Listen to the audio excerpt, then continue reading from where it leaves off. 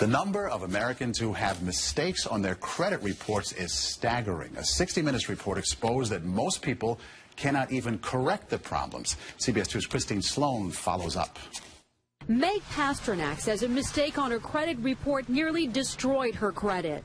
We had to present so much documentation to say this wasn't ours, and then we still had to pay something to get rid of it. Pasternak says it took months to resolve the problem. You feel kind of helpless because they got you under the gun if you need to get a new car or a house or for anything. Pasternak is not alone in her frustration. A new government study finds up to 40 million Americans have mistakes on their credit reports. But an investigation by Steve Croft on 60 Minutes finds most people get nowhere trying to correct an error. Ohio's Attorney General tells Croft that is a clear violation of a federal law. The federal law says that if you believe that there is a mistake, you can go to them and they have an obligation to do a reasonable investigation.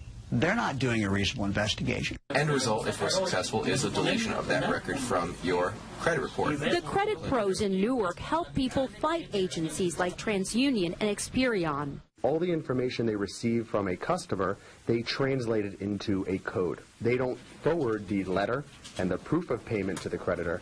They just forward the 3-digit code. So the best way to protect yourself? Go directly to the creditor rather than going to the credit bureau themselves. Another good habit to get into, check your credit report periodically to make sure there are no changes.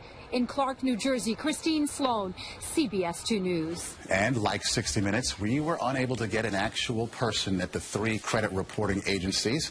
60 Minutes was referred to the spokesperson for the agencies, who provided a statement citing an industry-sponsored survey that showed 95